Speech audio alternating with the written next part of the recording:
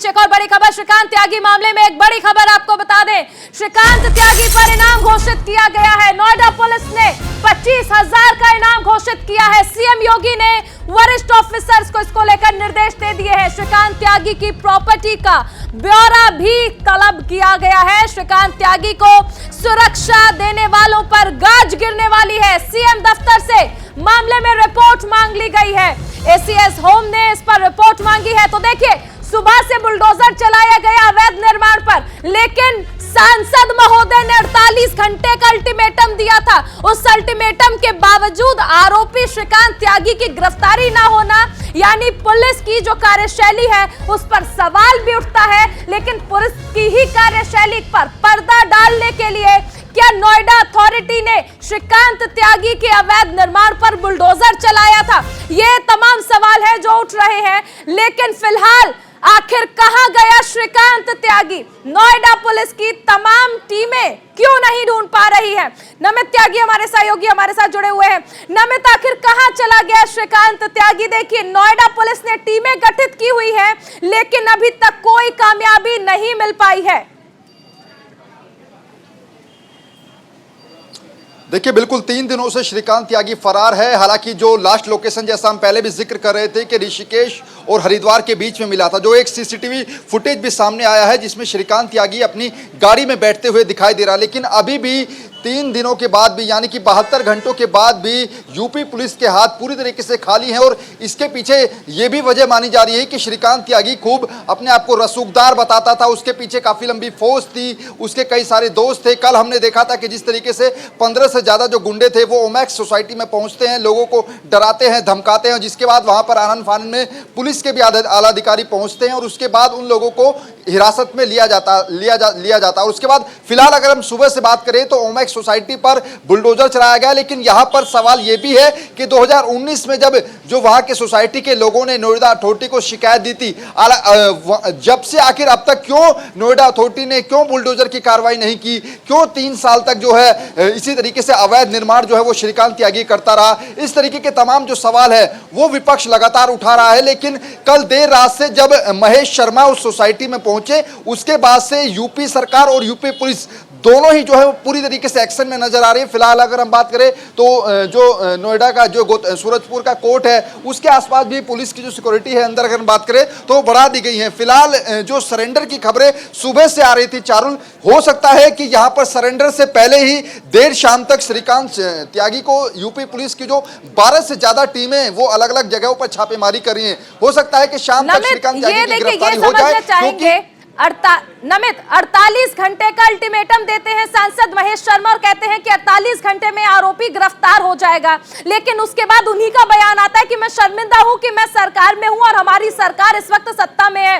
लेकिन पुलिस की कार्यशैली का क्या, आखिर क्यों नहीं ढूंढ पा रहे हैं? और कार्यशैली के नाम पर बुलडोजर एक्शन किया जा रहा है, लेकिन आरोपी कहां है किसी को नहीं पता। टीमें गठित की गई है, लेकिन अभी तक सभी के हाथ खाली है।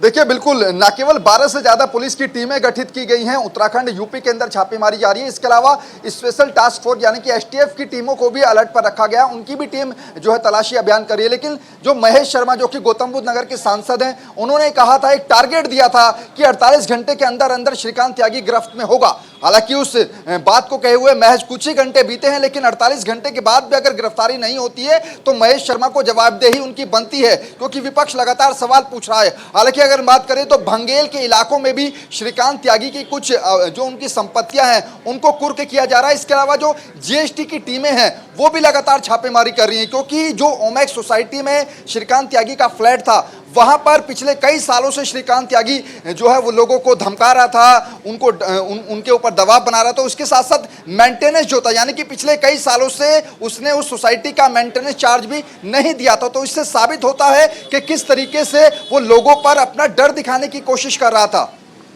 नमित, ये भी समझना चाहेंगे आपसे कि देखिए, इस पूरे मामले में लगातार देख रहे हैं कि नोएडा पुलिस की नाक के नीचे से श्रीकांत त्यागी निकल गया और ये भी कहा जाता है कि घर में दरअसल एक तहखाना था, वहीं से वो पार्किंग में पहुंचा और वहीं से रफू चक्कर हो गया। लेकिन क्या फायदा इतनी टीमें बनाने का, इतनी टीमों का गठन करने का, अगर सिर्फ एक श्रीकांत त्यागी नहीं ढूंढ पा रही है पूरी पुलिस, पूरी जिले की पुलिस नहीं ढूंढ पा रही है, और यहां तक कि अब बात राजधानी तक पहुंच चुकी है।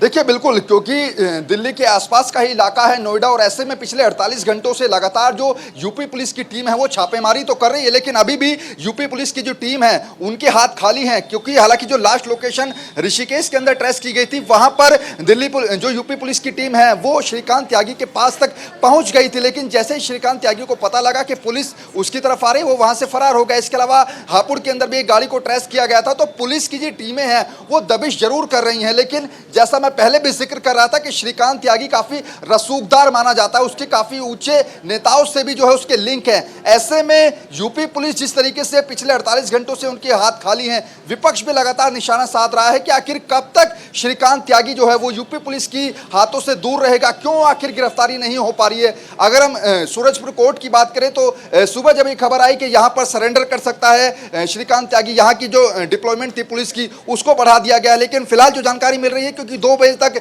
सूरजपुर कोर्ट का लंच खत्म होगा, उसके बाद फिर से वकील बैठेंगे, तो ये क्योंकि पुलिस की डिप्लॉयमेंट चारुल इसलिए बढ़ाई गई है कि जो बड़ा आरोपी होता है जिसकी जो छानबीन पूरे उत्तराखंड की बात करें या फिर यूपी के कई जिलों में चल रही है, पुलिस चाहेगी कि आखिर सरेंडर करने से पहले ही श्रीकांत त्यागी को गिरफ्तार करके और पुलिस फिर उसको कोर्ट में पेश करे। देखिए नमित, साफ है कि जिस तरह से तस्वीरें हमने देखी, जिस तरह से यही पुलिस है जो सिक्योरिटी दे रही थी श्रीकांत त्यागी को, आज इसी पुलिस की नाक के नीचे श्रीकांत त्यागी निकल गया, लेकिन पुलिस अभी भी लकीर पीट रही है, हाथ खाली है, 12 टीमें लगी हुई है, लेकिन यह दिखाता है यूपी पुलिस किस तरह से नाकाम हो चुकी है, एक आरोपी को नहीं पकड़ पा रही है। बहुत शुक्रिया इस तमाम जानकारी के लिए।